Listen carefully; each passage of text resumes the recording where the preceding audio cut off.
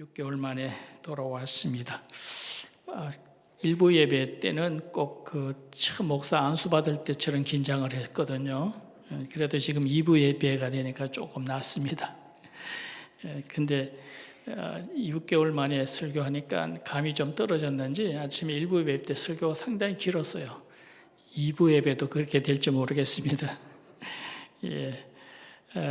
많이 물어봐요. 목사님 복귀하면 성경 어디 볼 겁니까? 지난번 6개월 전에 요한 1, 2, 3서 유다서까지 보았잖아요. 이제 남은 게 요한계시록입니다. 그래서 당연히 요한계시록이지. 그렇게 말하면은 주일날 아침에 요한계시록을요? 그래요.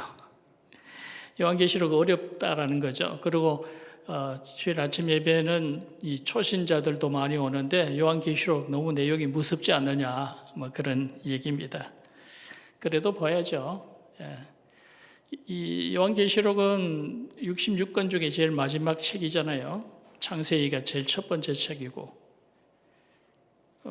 쉽게 말하면 요한계시록은 66권 성경의 결론 부분입니다. 마지막 책이고 결론 부분이에요. 우리가 책을 이만큼 두꺼운 책을 보는데 열심히 보고 마지막에 결론 부분에서 결론은 어렵다 덮어버리자. 그럼 내용을 모르죠. 결론이 뭔지를 모릅니다. 요한계시록 어려우니까 덮어버리자 그러고 하면은 성경 다 보아놓고도 실제로 마지막 결론이 뭔지를 모른다라는 그런 얘기가 되는 거죠. 그래서 어려워도 요한계시록은 꼭 보아야 되고요. 또 결론이기 때문에 반드시 보아야 되고 꼭 필요한 그런 말씀이다. 그렇게 말할 수가 있겠습니다. 2008년도에 한번 했더라고요. 아마 여러분들이 다 잊어버렸을 것일로 믿습니다. 그 하나님의 은혜죠. 계시라는 말은 헬라어로 아포칼립스인데요. 아포라는 말은 열어 보인다라는 뜻이고 칼립시스라는 말은 감추어진 것들입니다. 아포칼립스 그러면은 감추어진 것들을 열어서 보여준다라고 하는 그런 뜻이죠. 이 제목에서 보더라도 하나님은 우리에게 이 요한계시록을 통해서 하나님의 비밀을 열어 보여주시기를 원하신다. 우리가 어렵다고 아예 열어보질 않겠다. 덮어버리겠다. 이것은 하나님의 뜻이 아니죠. 여기서 열어 보여준다라고 하는 말씀을 볼 때에는 하나님께서 어떻게든지 우리 보고 이것을 열어보아라라고 하는 것들을 뜻인 줄로 알아야 되고요. 그렇기 때문에 더 열심히 보아야 됩니다. 힘들고 어렵지만 더 열심히 보아야 됩니다. 어떤 목사님 요한계시록 강의할 때 그러시더라고요. 자기는 요한계시록을 위해서 이 성경을 30번 통독을 했다 그런 분이 있고요. 옛날 길선주 목사님은 요한계시록을 10,000번을 보았답니다. 많이 보아야 되고요. 반드시 읽어야 될 말씀입니다. 열어서 보여준다라고 말씀을 하시는데 실상은 열어 보았는데 이게 어렵습니다. 숫자가 많이 나오고 환상이 보이고 상징적인 그런 물질들이 많이 나타나고 정말 어려워요. 어려운 건 사실입니다. 그래서 요한계시록을 사람들이 좀 어려워하는 것, 이 강의하기 자체를 어려워하는 것이 잘못 해석을 하면 어떡할까 그런 염려를 많이 하기 때문이고요. 요한계시록을 해석하는 방법이 여러 가지 방법이 있겠습니다만은 그냥 우리가 보편적으로 몇 가지 방법이 있을까? 크게는 2가지예요. 하나는 뭐냐면 문자적으로 해석하는 겁니다. 요한계시록에 나오는 숫자라든지 상적인 동물, 짐승들 이런 걸 그대로 있는 그대로 해석을 하는 그런 문자적인 해석 방법이 있고요. 또 반대는 이것을 영적으로 해석을 합니다. 요한계시록에 나오는 숫자나 짐승이나 어떤 환상들을 어떻게 있는 그대로 문자 그대로 어떻게 해석할 수가 있느냐. 이것은 영적으로 상징적으로 풀어야 된다. 영적으로 이해를 해야 된다. 이 영적인 해석 2가지 방법이죠.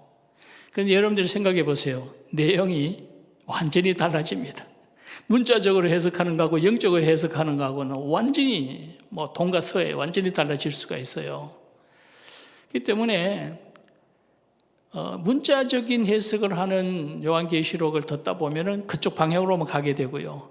또 영적으로 해석하는 해석대로 가면 또 그쪽 방향으로만 가게 되어지고, 그러다 보면 나중에 서로 완전히 달라지게 되어져서 나중에 서로 이론이 다르다라고 해서 서로 막 비난하고 공격하고 그런 문제가 생깁니다. 그렇기 때문에 우리는 요한계시록 해석에 대해서 문자적으로도 볼 수 있고 영적으로도 볼 수 있고, 또 어떤 경우는 문자적으로 어떤 경우는 인용적으로 해석하고 그럴 수 있는 것이다. 결국은 하나님 앞에 가야 하는 얘기예요. 그래서 자기가 배운 이론하고 다르다고 해서 막 공격을 하거나 비판하거나 그럴 필요가 없다는 거죠. 하나님 앞에 가야 할 일인데, 그러니까 어쨌든 두 가지 해석이 있다라고 하는, 여기서 어떤 종말론이 달라집니다. 그래서 그런 이해를 우선 우리가 해야 되고요.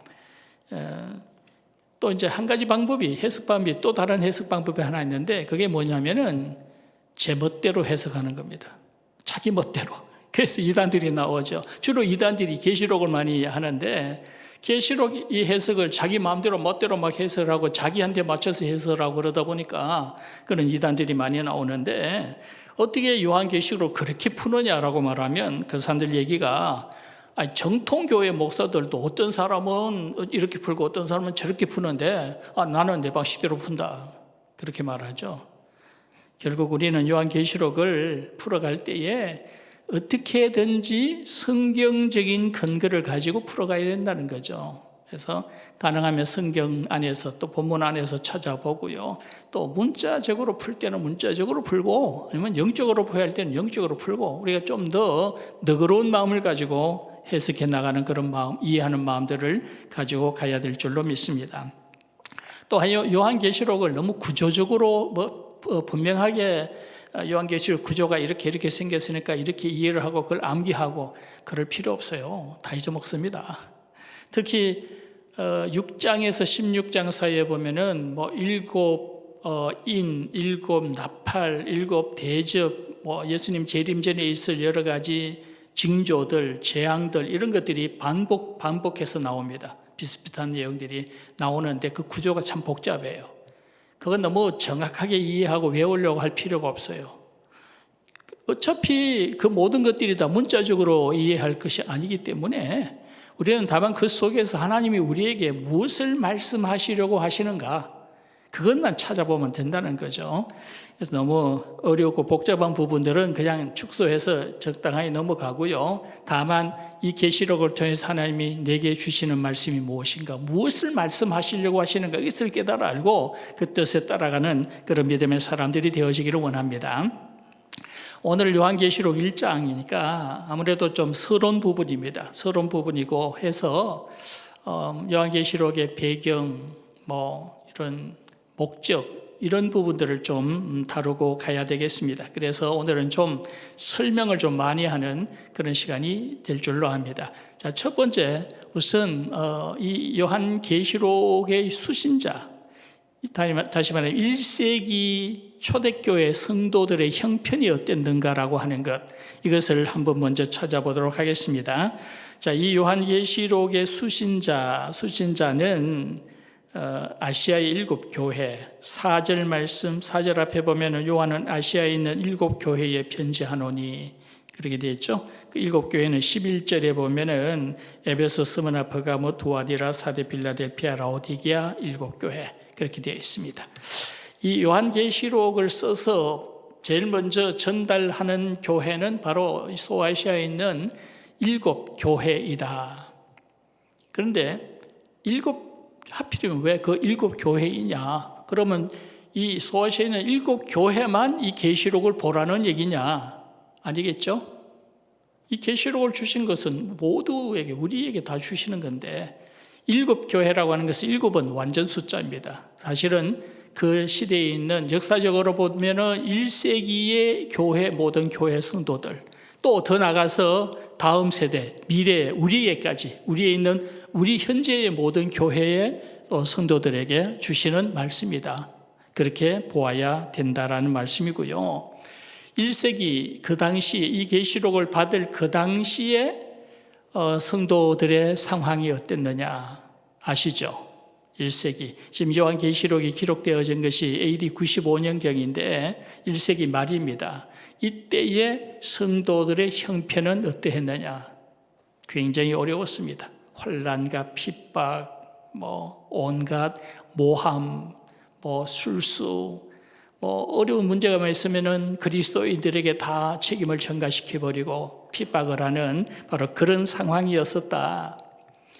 예수님께서 돌아가시고 난 뒤에 예루살렘 교회가 세워졌는데 그때부터 핍박을 시작이 되어집니다. 결국은 유대인들이 이 그리스도인들을 핍박을 하는데 결국은 유대인 공동체에 들어오지를 못하고요. 또 장사도 못하게 하고요. 그 길드라고 하는 그 상인회 여기에도 가입을 못합니다. 그래서 유대인들은 장사도 못하게 되어지고 먹고 살 일이 없어지게 되어지고 나중에는 재산도 다 몰수를 당하게 되어지고 추방을 당하게 되어지고 결국은 예루살렘을 떠나게 되어지는 그런 어려움, 그런 것을 당하게 되어집니다. 어떤 문제만 생기면 그리스도인 탓입니다. 그래서 핍박을 하죠. 그러다가 이제 네로 황제, 로마의 네로 황제 때에 가서 이제 박해가 극심해지는데 네로가 이 사람이 시를 쓴다고 막 시를 쓰다가 로마 시가이들 불을 질러놓고 그 불타는 모습을 보면서 황홀한 격에 빠서 시를 짓고 그럽니다. 그러다가 이제 반발이 일어나고 왕에 대하여 원망이 심해지니까 결국은 이거는 그리스도인들이 한 짓이다. 그리스도인들에게 책임을 넘기고요. 그러면서 그리스도인들을 박해하기 시작을 합니다. 그것이 로마 시대의 이 10대 박해 중에 첫 번째 박해자가 바로 네로가 되죠. 그래서 그때가 AD 한 64년경 64년에서 68년 그 사이인데 아주 심한 박해가 일어납니다. 그래서 그리스도인들은 카타콤, 그 지하 동굴, 무덤이죠. 그 지하 동굴에 이제 숨어 들어갑니다. 들어가면 미로예요. 어디로 빠지는지 굉장히 복잡한 미로입니다.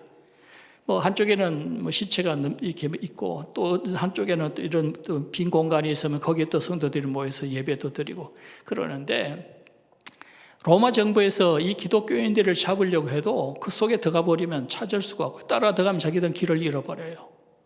나중에는 안 되니까 문 앞에 그 동굴 앞에 있다가 어떤 아이들이 하나 나오면 애를 잡습니다. 그리고 애들한테 먹을 것을 주고 과자를 주고 살살 달래고 그리고 이제 같이 있다가 사냥개에게 애 냄새를 맡게 해요. 사냥개를 훈련시켜서 그러면 그 아이를 다시 놓아줍니다. 그러면 애가 집으로 들어가죠. 굴속으로 들어가면 사냥개를 통해서 다 들어가 수색을 하고 또 사람들 잡아 죽이고 그렇게 박해를 했습니다.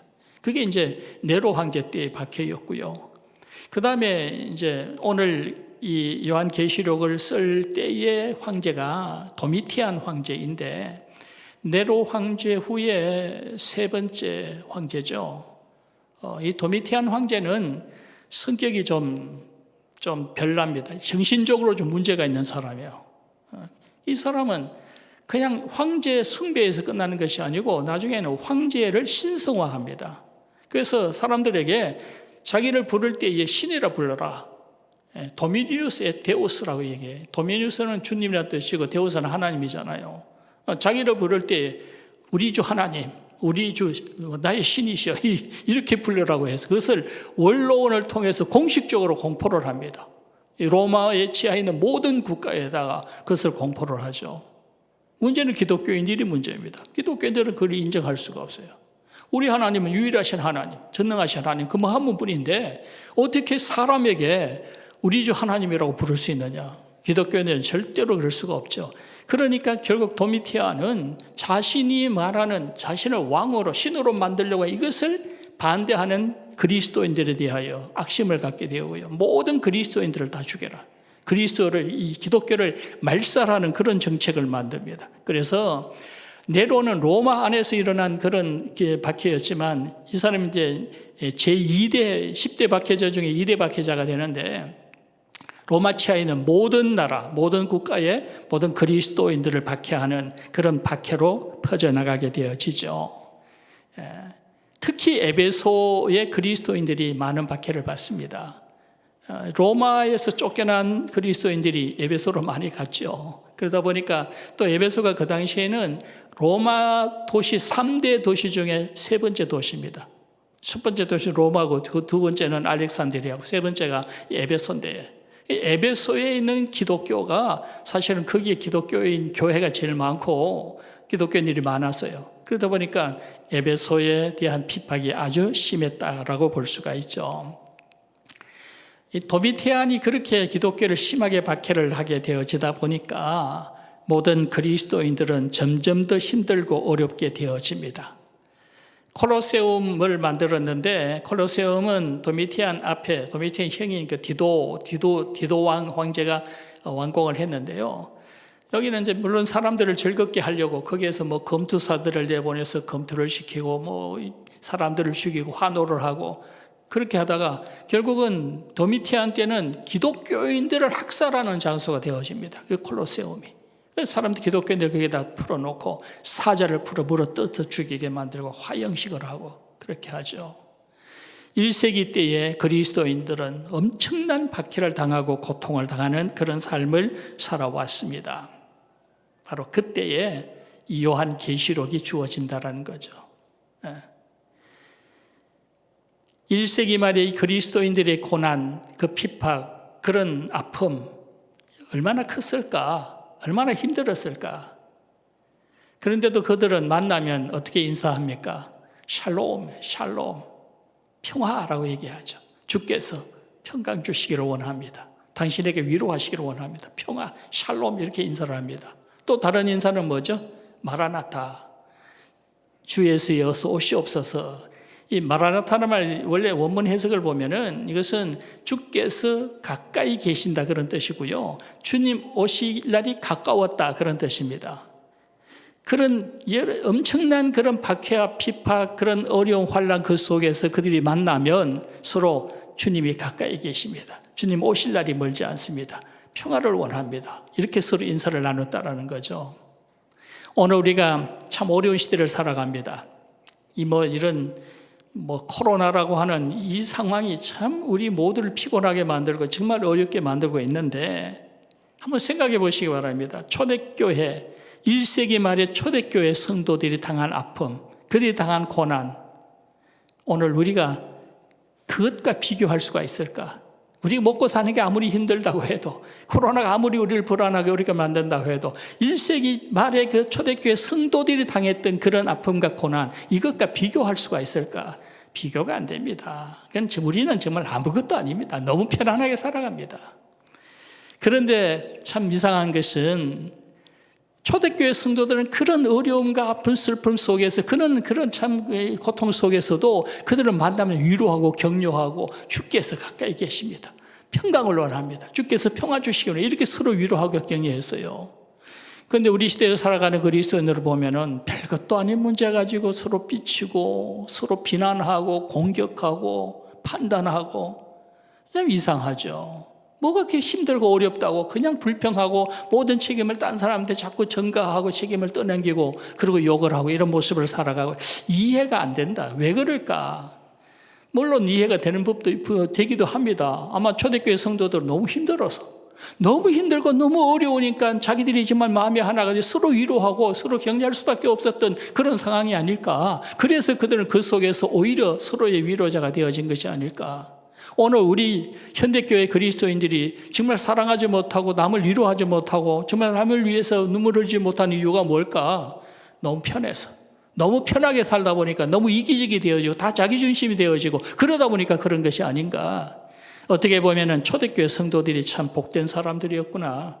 그런 어려움 속에서 서로 위로하는 사람들이고 서로 축복하는 사람들이 그때 그분들이 정말 복된 사람이지 아니했는가. 오늘 우리는 우리 시대를 살면서 너무 편하게 살고 어려움도 없고 별로 공포도 두려움도 없으면서 우리가 정말 서로 위로하지 못하고 사랑하지 못하는 것이 얼마나 부끄러운 모습인지 생각을 해봐야 되겠고요. 오늘 우리가 남을 위로하는 사람, 어떻게든 성도들이 하나가 되어지고 서로 마음을 격려하는 그런 믿음의 삶을 살아가는 그런 현대인 그리스도인들이 되어질 수 있기를 원합니다. 자, 두 번째 생각해 볼 것은 이 요한계시록을 기록한 기록자 사도 요한에 대해서 한번 생각을 해 보겠습니다. 이 계시록을 기록한 사람은 요한이다. 1절 제일 끝에 보면은 그의 천사를 그 종 요한에게 보내어 알게 하신 것이라 요한이라는 말씀이 나오고요. 요한 자주 나옵니다. 9절에 보면은 나 요한은 너희 형제요 예수의 환난 나라와 참음에 동참하는 자라. 나 요한이 이 요한계시록을 받은 기록한 자이다라고 하는 것은 분명히 나와 있습니다. 그런데 어떤 분은요, 요한이라고 하는 이름은 그 당시에 너무 흔한 이름이니까 그 요한이 사도 요한은 아닐 것이다 라고 얘기하는 사람이 있어요. 다른 요한일 것이다. 장로 중에 장로 요한 누구일 것이다. 이렇게 주장하는 분이 있습니다. 이유가 뭐냐? 왜 사도 요한이 아닐 거라고 얘기하느냐? 그분들의 얘기는 뭐냐면은 문체가 너무 다르다는 거예요. 요한복음, 요한 1, 2, 3서 다 요한이 기록했는데 요한계시록은 그 내용이나 문체가 너무 다르다라는 거죠. 요한복음은 복음서 중에서도 가장 문학적이고 논리적이고 또 우리가 이해하기 쉬운 그런 표현들. 그러니까 사복음 중에서도 요한복음이 그래 제일 친근합니다. 그렇죠? 굉장히 논리적으로 잘 기록이 되어 깨끗하게 깔끔하게 기록이 되어 있죠. 그런데 요한계시록은 어때요? 정신없습니다. 뭐 이 소리 하다 저 소리 하다가 뭐 숫자를 이야기하고 환상을 얘기하고 도대체 뭔 말인지도 모르겠고 요한계시록은 요한복음하고 너무 문체가 달라요. 그러니까 어떤 사람이 사도 요한이 아닐 거다, 다른 요한일 것이다 이렇게 얘기를 합니다만은, 그러나 우리가 알아야 될 것은 뭐냐 하면은 요한계시록이라고 해서 요한의 계시록이 아닙니다. 누구의 계시록이에요? 그리스도 예수의 계시다. 1장 1절 보세요. 1장 1절 보면 예수 그리스도의 계시라 그렇게 되어 있잖아요. 요한이 기록을 했기 때문에 요한계시라고 하지만 실제로는 이것은 예수 그리스도의 계시다. 무슨 말이냐 하면은 요한이 기록을 했습니다만은 이것은 예수님이 그리스도께서 친히 주시는 계시를 요한은 그냥 받아 적기만 했다 그런 얘기입니다. 받아 적기만 했기 때문에 문체가 다를 수밖에요. 그래서 그거는 이유가 아닙니다. 분명히 이 요한계시록은 사도 요한이 기록한 그런 하나님의 계시, 그리스도의 계시다 그런 말씀이고요. 이 사도 요한에 대해서는 우리가 잠깐만 살펴보면은 예수님의 제자 중에서 제일 먼저 된 제자죠. 원래는 세례 요한의 제자였는데 예수님 얘기를 했을 때에 가라. 세례 요한이 예수님이 보냈습니다. 그래서 첫 번째 제자가 되었고 이 요한이 이제 베드로도 가서 전도해 오고 그렇게 했습니다. 예수님이 가장 사랑하셨던 제자, 요한이 자신을 그렇게 표현하죠. 요한복음에 보면은 요한복음에서는 요한이라는 이름을 밝히지 않아요. 거기서는 자기를 얘기할 때에 주께서 사랑하시는 제자 이렇게 표현합니다. 주님이 특별히 사랑하셨던 제자. 예수님께서 십자가에 못 박히시던 날 요한이 그 자리에 있었습니다. 다들 도망갔지만 그때 예수님이 요한에게 뭐라고 얘기합니까? 마리아를 맡기죠. 봐라, 네 어머니다. 내 어머니가 아니고 네 어머니다 그렇게 얘기를 합니다. 네 어머니니까 네가 모셔라 그런 의미죠. 마리아를 맡겼습니다. 그래서 요한은 평생 마리아를 모시고 살았어요. 그래서 다른 제자들은 다 순교를 당했지만 요한은 마리아를 모셨기 때문에 순교를 하지 않았습니다. 마리아가 AD 83세에 죽었다라고 하는 기록이 있는데 그렇다면 마리아가 거의 100세 가까이 사셨다는 얘기예요. 그때까지 모셨습니다. 어떻게 그렇게 요한이 특별히 주님께서 따로 구별을 해서 사랑하시고 또 마리아까지 맡기는 그런 관계였을까? 우리가 문헌을 찾아보면 사실은 요한은 예수님의 사촌 동생이에요. 이종 사촌 동생입니다. 왜냐하면 요한의 어머니가 살로메잖아요.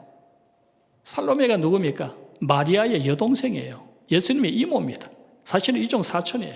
사실은 자신의 이모의 아들에게 자기 어머니를 맡기는 건 너무 자연스러운 거죠. 그래서 예수님 특별히 요한을 사랑하셨던 것이 아니냐 그렇게 볼 수가 있고요. 그 다음에 이제 예루살렘 교회, 요한은 예루살렘 교회를 마지막까지 붙잡고 있었습니다.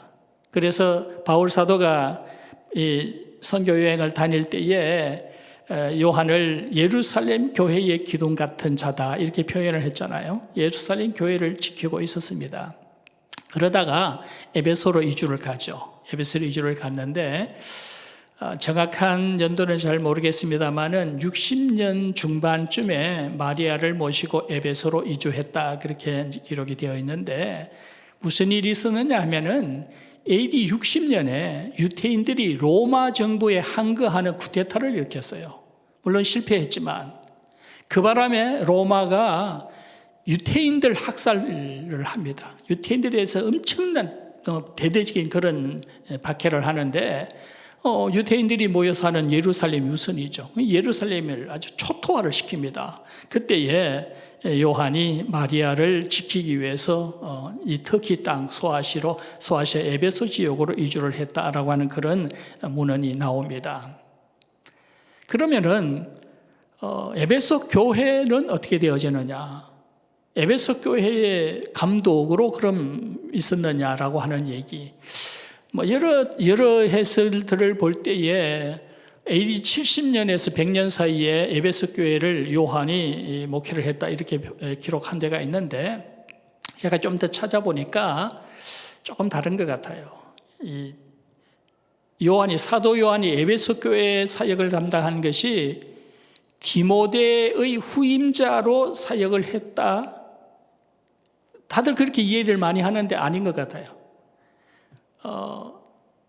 바울 사도가 순교를 당한 것이 68년으로 보는데 바울이 순교 당하기 전에 디모데 그 당시에 에베소 감독으로 있었죠.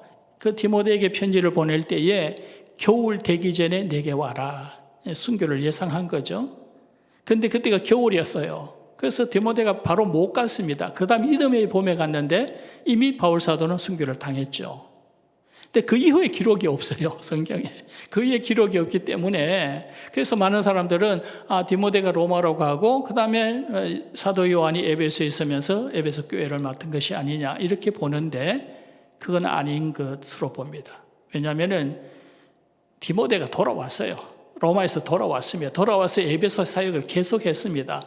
그래서 언제까지 했느냐 하면 85년까지. 85년도에 에베소에 제우스 신을 숭배하는 자들이 제우스 축제를 가졌는데 그때 디모데가 사람들 앞에서 우상 숭배에 대해서 아주 책망을 하는 설교를 했습니다. 그때 사람들이 분노해가지고 몽둥이로 때렸어요. 그래서 몽둥이에 맞아서 순교를 당했어요. 85년도예요. 물론 그때 요한도 에베소 지역에 있었습니다. 그리고 디모데가 순교당하고 난 뒤에 에베소 교회에 누가 맡았느냐? 오네시모가 이어받았어요. 오네시모 아시죠? 빌레몬의 집의 종이었던 오네시모. 그가 이어받았습니다. 그럼 요한은 뭐냐? 요한은 어떤 한 교회의 목회자로 일한 것이 아니고 에베소 전 지역을 책임지는 그런 사도였었습니다. 그래서 스모르 교회 감독을 폴리갑을 세우고요. 폴리갑은 바로 사도 요한의 제자죠. 바로 밑에 제자입니다. 폴리갑을 세우고 또 골로새 교회는 또 파파디어스라고 하는 다른 사람을 보내기도 하고 또 이제 에베소 교회는 이미 디모데가 있었는데 디모데가 순교를 당했으니 또 오네시모를 또 감독으로 세우고 이런 일들을 사도가 했다라는 거죠. 물론 에베소 7교회뿐만 아니고 그 주변에 많은 교회들이 있었습니다. 또 사역자들이 없는 그런 가정교회들도 많았고요. 그런 가정교회, 사역자가 없는 가정교회는 누가 했습니까? 순회 전도자들이 이렇게 순회하고 다니면서 전도를 하죠. 요한 1, 2, 3세에 보면은 바로 사도 요한이 순회 전도자들에 대한 얘기를 합니다. 어떤 사람은 순회 전도자들을 잘 대접을 했고 칭찬을 하고 어떤 사람들은 책망을 하고 이런 내용들이 나오죠. 그렇기 때문에 요한은 이런 순회 전도자들까지도 요한이 관리를 하고 그들을 돌보았다. 그런 의미가 되는 거죠.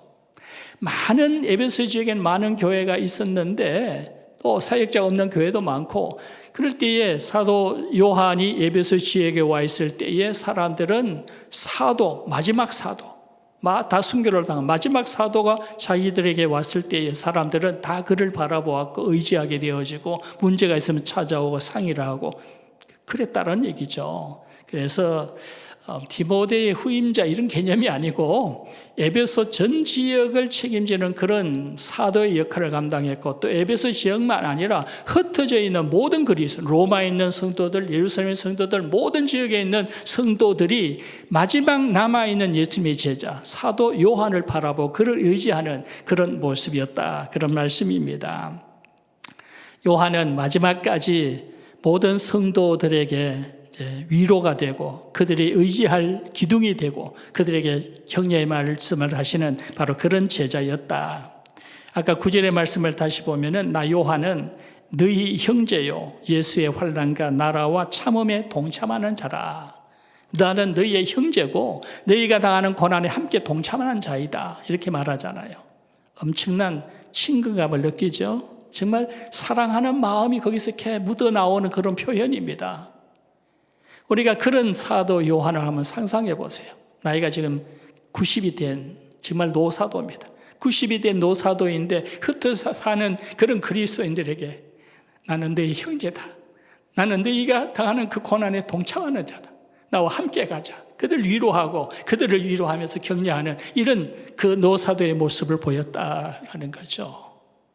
오늘 우리가 삶을 살 때에 이런 사도 요한의 그런 생애를 보면서 그런 모습을 우리가 본받고 살아갈 수 있는 그런 그리스도인 되어질 수 있기를 원합니다. 요 며칠 어떤 정치인들이 나이가 많으면 쉬어야 된다, 나이가 많으면 판단이 흩어진다, 인간의 한계는 80세가 한계인 것 같다, 이런 소리 하는데, 사도 요한은 나이가 90이 되도록 흔들림이 없었고요. 그때가 되도록 모든 흩어져 있는 고난 중에 있는 그리스도인들이 그를 바라보고 그에게 위로를 받았던 그런 삶을 살았습니다. 오늘 우리가 마지막까지 그런 삶의 모습을 보일 수 있는 그리스도인 되어지기를 원합니다. 이제 오늘 말씀의 본론으로 가야 되겠습니다.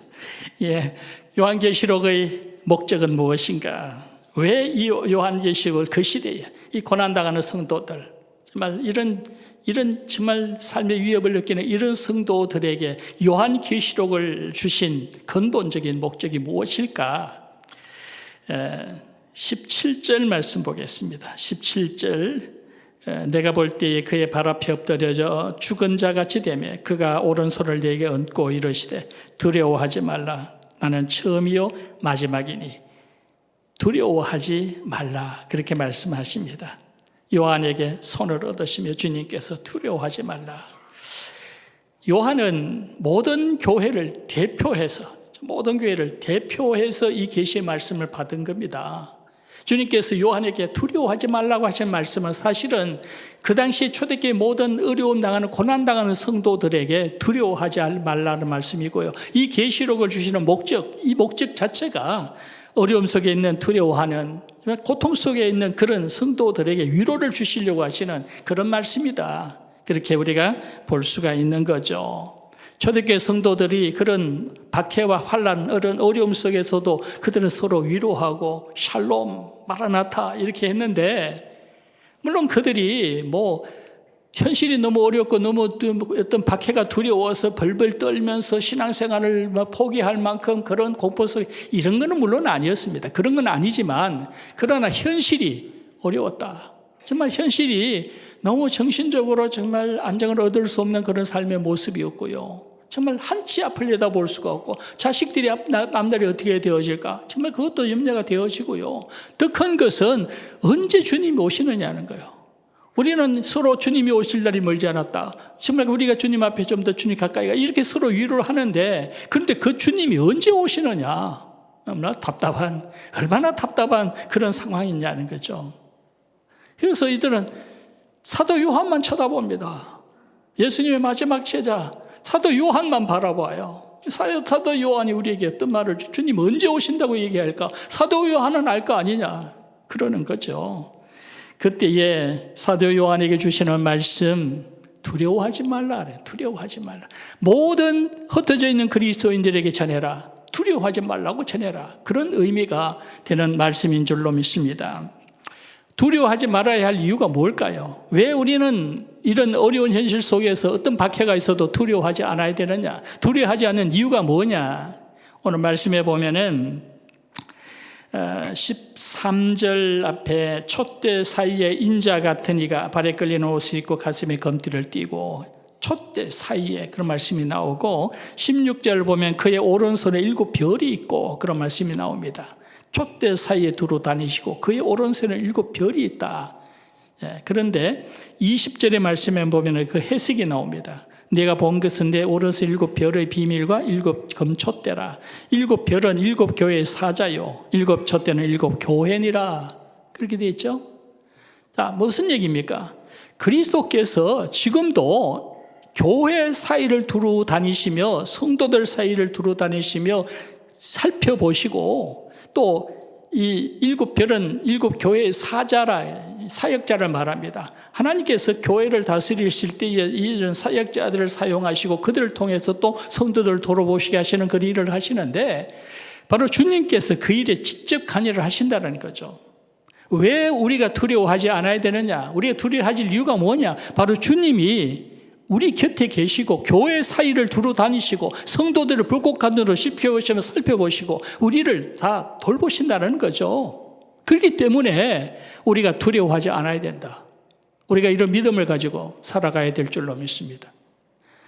주님이 그때 사도 요한에게 보여주신 모습이 주님의 모습이 어떤 모습입니까? 제가 이렇게 늘 그림 그리던 것 있죠. 예수님 까만 머리에 이렇게 빨간 천을 이렇게 두르시고 그 모습은 굉장히 단정합니다. 그죠? 단정하고 굉장히 친근감을 느끼게 하고 하나도 안 무섭잖아요. 귀엽잖아요. 그죠? 근데 지금 오늘 말씀에 보여주시는 주님의 모습은 전혀 다른 모습이에요. 한번 보세요. 13절에 보면은 인자 같은 이가 발에 끌리는 옷을 입고 가슴에 금띠를 띠고 저는 붉은 천을 이렇게 둘렀는데 후드를 둘렀죠. 그런데 가슴에 금띠를 띄었다라고 하는 것은 만왕의 왕이시다라고 하는 것을 의미하는 거고요. 그의 머리털과 희귀가 흰 양털 같고 눈 같으며 흰 양털 같고 희귀가 눈 같다라고 하는 것은 우리를 깨끗하게 하신다는 그런 의미가 되고요. 그의 눈은 불꽃 같고 불꽃 같다는 것은 우리의 모든 삶을 다 면밀히 철저하게 살펴보신다라고 하는 그런 뜻이 되겠죠. 그의 발은 풀무불에 달려있는 빛난 주석 같고 빛난 주석 같다라고 하는 것은 승리자의 모습을 얘기합니다. 이런 대적을 발로 밟아 누르는 그런 모습을 상징하게 하죠. 이런 모습. 네, 그의 음성은 물소리 같고 또 16절 그의 입에는 좌우에 날선 금이 나오고 그 얼굴은 해가 빛나는 것 같다. 해와 같이 빛나는 모습이더라. 무섭죠? 그 모습은 정말 어떤 위엄이 가득 차고 존귀와 영광이 가득 차 있는 그런 모습입니다. 그래서 요한이 그 모습을 보았는데 어떻게 했어요? 놀라서 자빠져 버렸어요. 17절 앞에 내가 볼 때 그의 발 앞에 엎드려 죽은 자 같이 되었다. 무섭잖아요? 요한은 예수님의 사랑받는 자예요. 예수님의 품에 기대서 주님 사랑하는 주님 나라에 누가 큰 자입니까? 이렇게 얘기하던 예수님의 사랑을 받던 그런 제자였었습니다. 그런데 오늘 환상 중에 주님의 모습을 보고는 너무 놀라가지고 죽은 자처럼 자빠져 버렸다. 기절해버렸다. 그런 얘기입니다. 왜 그럴까? 처음 보았던 주님께서 이 땅에 처음에 오셨을 때에 이 요한과 함께 이 공생애를 보낼 때 그때의 주님은 인간의 육체를 입고 오셨기 때문에 전혀 두렵지 않습니다. 그러나 성천하신 후에 주님의 모습은 어떤 모습이에요? 이 사실은 본 모습입니다. 이것이 진짜 본 모습인데 성천하신 후에 주님의 모습은 어떤 모습일까? 바로 이 모습이에요. 정말 눈은 불꽃 같고 머리털은 흰 눈털 같고 양털 같고 그냥 그 입에는 이 날선 금이 나오고 발은 주석처럼 빛이 나고 얼굴은 해같이 광채가 나고 이런 모습이에요. 이 모습 사도 요한 상상도 못했으며 주님의 모습이 이런 모습일지는 정말 상상을 못. 그러다가 그냥 너무 놀래가지고 그냥 엎드려서 죽은 자처럼 되어버렸다. 바로 그 주님의 모습입니다. 그것은 바로 성천하신 이후의 주님의 모습. 처음 오셨을 때 주님은 우리 같은 모습이었지만 아마 재림할 때의 모습은 이 모습이 아닐까. 물론 환상이긴 하지만 꼭 이렇다고 할 수는 없지만 재림하실 때 주님의 모습은 심판조를 때는 이런 위엄과 존귀와 영광이 가득 차 있는 그런 모습일 것이다. 바로 그 주님, 지금은 주님이 그렇게 존재하고 계신다는 얘기입니다. 그 주님이 지금 오늘 우리 사이에 계신다. 우리 교회 사이를 두루 다니시고 물것 같은 우리를 살펴 지켜보시고 우리를 지켜보고 계신다라는 겁니다. 그 주님을 한번 상상해 보세요. 그 주님 앞에 내가 있다. 주님이 지금 내 곁에 계신다. 뭐가 두렵습니까? 두려워하지 말라. 두려워할 필요가 없다. 그리고 주님께서 뭐라고 말씀하십니까? 주님께서 하시는 말씀 8절에 보면은 나는 알파와 오메가요 이제도 있고 전에도 있었고 장차 올 자라 전능한 자라. 알파와 오메가 시작이요 마지막이요 이제도 있고 전에도 있고 장차 올 자요 전능한 자다. 전능하신 하나님이다. 바로 그렇게 말씀하십니다. 또 18절 끝에 보면은 사망과 엄부의 열쇠를 가졌다 이렇게 말씀하십니다. 전능하신 주님, 모든 존귀와 영광과 모든 위엄을 갖추신 그분, 모든 전능에서 모든 것을 가능케 하신 하나님, 모든 사망과 이 사망의 엄부의 권세를 가진 그 주님, 이 주님이 바로 우리 곁에 계시고 교회 사리를 두루 다니시고 우리를 살펴보시고 불꽃 같은 우리를 지켜보신다. 그 주님이 오늘도 여러분의 삶을 지켜보시는 줄로 믿으시기를 바랍니다. 뭐가 두렵냐? 두려워하지 마라. 오늘 여러분에게 두려움을 갖게 하는 일이 뭐가 있겠습니까? 뭐가 나를 두렵게 합니까? 사업이 잘 안 되고 돈이 안 벌어져서 앞으로 먹고 살 일이 걱정이 되어져서 그것이 두려움이야? 오늘도 내 삶 속에 계시는 우리 교회 사리를 두루 살피시며 우리를 지켜보시는 주님, 그 주님을 생각해 보세요. 뭐가 두렵습니까? 뭐 건강을 잃어버릴까? 건강이 회복되어지지 아니해서 뭐 그게 두렵습니까? 코로나 걸릴까 봐 그게 두렵습니까? 코로나가 아무리 무섭다고 한들 오늘도 교회 사이에 두루 계시고 오늘 우리 곁에 계시고 우리를 살펴보시고 우리 옆에 앉아 계시는 주님, 그 주님을 생각해 보세요. 전능하신 모든 위엄과 존귀와 영광을 가지신 그분, 이분이 사망의 음부의 열쇠를 가지고 계신 그분이 오늘 우리 곁에 계시는데 그 코로나가 뭐가 그리 무섭습니까? 그게 뭐가 그렇게 두렵습니까? 두려워하지 마라. 제자들의 장래, 우리 자녀들의 장래가 어떻게 되어질까? 장래가 너무 불확실해서 그래서 두렵다.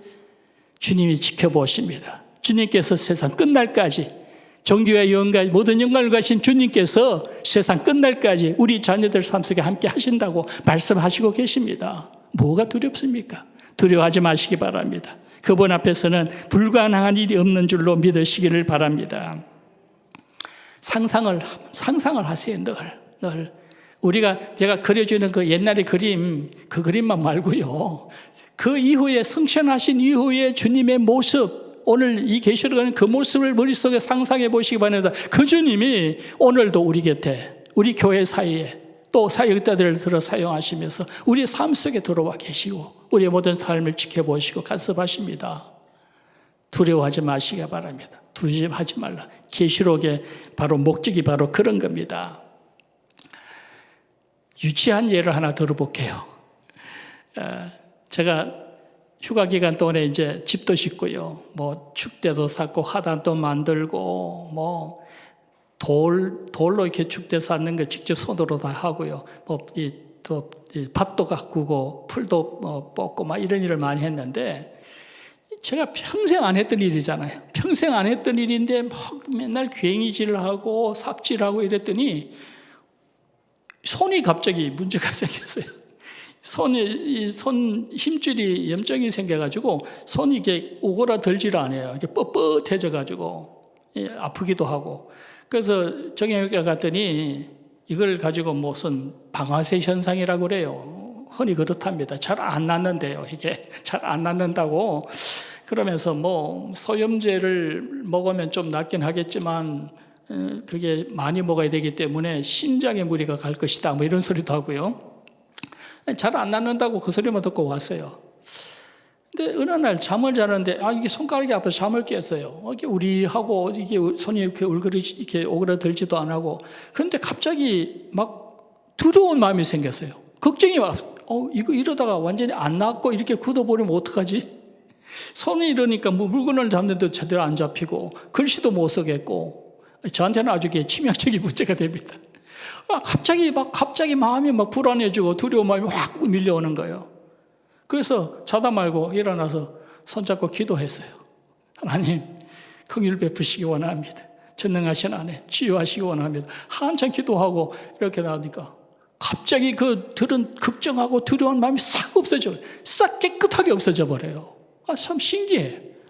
기도가 바로 이런 거구나. 그러고 나서는 걱정 하나도 안 되고요. 그러면서 금방 손이 나아지는 것을 확실하게 느끼기 시작했어요. 지금 되잖아요, 이게. 되잖아요. 예. 뭐 그런 사소한 것 가지고 하나님 앞에 기도하고 뭐 조금 유치한 얘기는 하지만 제가 하고자 하는 얘기는 뭐냐 하면은 믿음 가지고 기도하고 나면은 두려운 마음이 없어진다는 거예요. 그 두려운 마음이 없어지고 나면은 우리의 마음이 더 평강 가운데 있게 되어져. 그러면서 하나님 앞에 기도할 마음이 생겨나고 그러면서 우리의 삶의 문제가 풀려나간다는 얘기입니다. 바로 주님이 곁에 계십니다. 바로 그 주님이 존귀와 영광과 모든 위엄을 가진 그 주님이 전능하신 주님, 처음이요 나중이요 다시 오실 주님, 음부와 사망의 열쇠를 가지신 그분, 그 주님이 오늘 우리 곁에 계십니다. 오늘 우리가 요한계시록을 볼 때에 역사적으로 본다면 이것은 초대교회 성도들에게 주시는 말씀이고 그들을 위로하시고자 하는 말씀인데 오늘 우리가 요한계시록을 볼 때는 오늘 우리에게 주시는 말씀입니다. 우리가 지금 이 말씀을 할 때 이 말씀 바로 여러분에게 주시는 말, 두려워하지 말라는 겁니다. 세상에 뭐가 두렵냐? 두려울 것이 뭐가 있느냐? 바로 전능하신 주님이 나와 함께 하시고 내 삶을 지켜보시고 우리와 함께 하시는데 뭐가 두렵냐? 두려워하지 아니하는, 세상을 두려워하지 아니하는 그런 믿음의 삶을 살아가는 그런 그리스도인들이 되어질 수 있기를 원합니다.